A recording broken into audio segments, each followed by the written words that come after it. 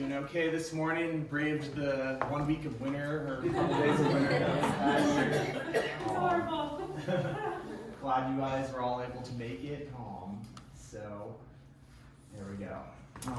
Great. So I thought, Sophia did a great job of saying what we're going to kind of be doing today, but I'll first start off just a quick overview about Bluestone Venture Partners so you get a better understanding of who we are here in the community, and then I'll give you a little bit of a framework for things you should be thinking about when tailoring your elevator pitch and trying to perfect it.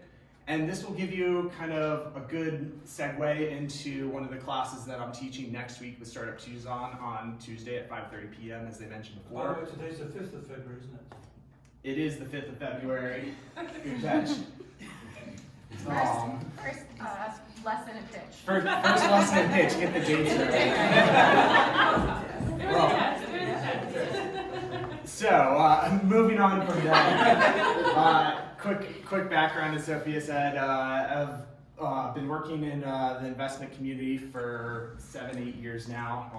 Done 19 different investments across a wide variety of industries and different stages, from small minority investments in early stage startups and seed and Series A round, all the way to more mature leveraged buyouts and private equity transactions. Originally from Tucson, I'm a boomerang, so born and raised here, but left in 2008, came back in 2018, and excited to be back here with Bluestone and back in Tucson and seeing all the great things that are going on, especially with Startup Tucson. Just a real quick overview about Bluestone and our focus. We do focus on early stage healthcare and life sciences startups. And so this is kind of a big breadth what falls into life sciences, and we kind of narrow it down to a few more key verticals that we do focus on, mainly devices, digital health, and diagnostics. So we stay out of the big pharma or the big biotech investments, but companies that do fall into these key verticals we look at and look to put money anywhere from $250,000 to $1 million in a single round with reserves for follow-on investments. So we do have a lot of dry powder and capital to put to work in the region. We focus on the Southwest and the native states, what we call the native states in New Mexico, Arizona, Texas, and Oklahoma.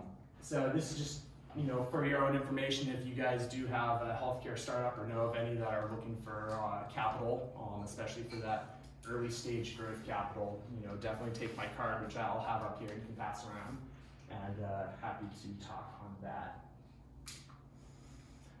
All right, so we'll start off with this is a great quote from Guy Kawasaki talking about pitching, and pitching is really not convincing someone to invest in you or listen to you or give something in return. It's really just the beginning in the process of seeking an agreement with someone. So pitching is just opening a door and getting a conversation started, and over a period of time is where you really get to those investments or getting to that ask from whatever you're going with. So it's just the process of seeking an agreement. So here's the framework that I thought we could go over, and then what we'll do is we'll do this pitching lottery that Sophia was going around giving the names for. So, an elevator pitch is going to be short, succinct, clear, and concise. So generally 1 to 3 minutes. 3 minutes is probably even on the longer side of things. So, really aim for a minute and a half. And definitely practice when you're doing these elevator pitches. You can practice at home with yourself, with friends, when you're just out and about talking to people. Just keep refining your pitch. There's 5 key elements that really make up a good pitch, and you're gonna really want to get these into your elevator pitch, and this is what you really want to practice on getting in the 60 to 90 seconds. So, a description of your venture. Keep the technical jargon very simplified, and put it in layman terms, so people that you're talking to, if they have no knowledge of what your industry is or what the technology is, make sure that they can understand it in a short amount of time. You want to clearly show what the problem is in the industry and why it's a problem, and why your company is a solution to this problem. And I can't stress enough, it's funny how many companies and startups are out there that think they are solving a problem that doesn't need to be solved. Because you want to make sure that it is a problem and people are going to be willing to pay money for it. So that really comes into the compelling value proposition. This is what you're bringing, and this is why your clear solution is going to be creating this value proposition and how to get people to actually give you money for this. You can talk about a really quick overview of the team. Who do you have currently? Who is in your venture, or at least the management? And if it's only you right now, maybe even mention a few things of the people that you want to bring on. And then the most important, well, maybe not the most important, but a key thing that you can't leave out, at the end of your elevator pitch, you need to have an ask. So remember, you're pitching to them, what are you trying to get out of it? Are you trying to get a meeting? Are you trying to get, tell them how much money you're going to need to raise? Are you trying to get a new customer relationship? There needs to be some sort of ask.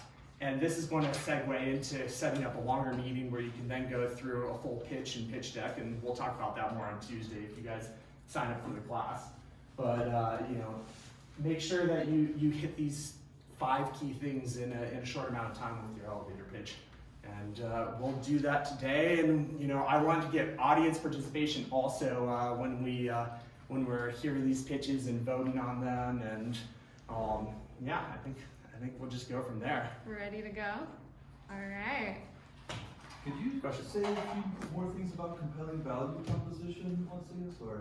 Sure. So it kind of goes back into the problem and the solution and what you are bringing to the table for why people should be giving you money. What makes it valuable to them? Why they should give you money to solve this problem.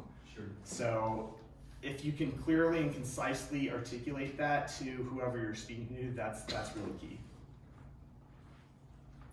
All right, how do we want to do this? Let's jump in. Tanisha's gonna draw from the cup. Ooh. How do we want to do this? Do we want people Where to shall I put come up